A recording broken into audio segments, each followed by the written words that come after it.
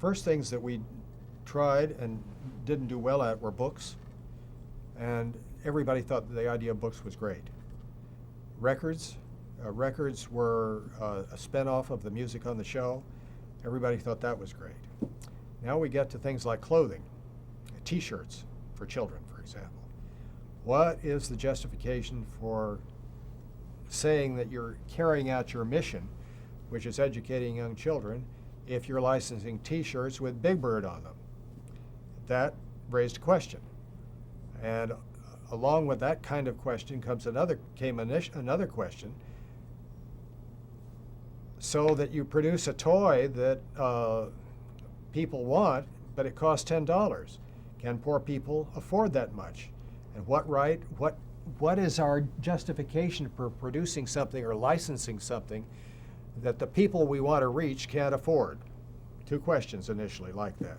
One, what's the mission justification for the T-shirts or whatever else?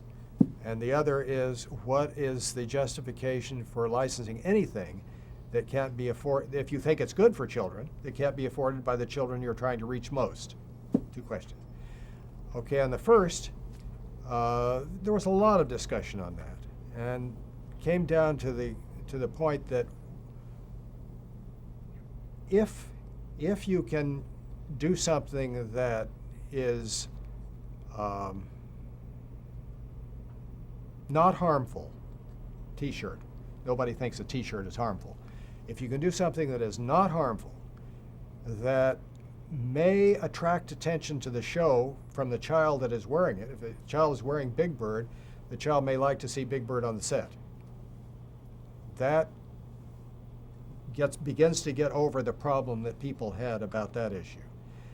Second issue on the money, it turned out that when studies were done of what poor people actually did with their money in terms of spending it for their children, they were spending that kind of money, I'm talking about $10 at the time, for toys.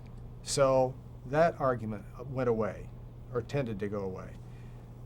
But the point that you raise is a continuing issue because you get into new products. What about food? Well, is it justifiable to put your logo on a breakfast cereal with sugar in it?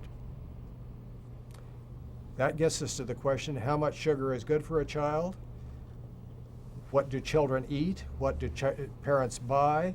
And how do you walk the borderline between doing something that you can say with certainty that is nutritionally good for that child, and also say that the children and their parents will buy it? There's a big gray area here, and you're always looking at individual cases saying, with this product, that seems okay. This product, no. And that's what we're still doing. There is no way of setting up a iron fast rule that will tell you what to do. When I bring a new product in whatever you're interested in, I bring out a new food line, it's got an ingredient in it that you didn't talk about at all. You've got to think about it. So we have to do that with everything that we do.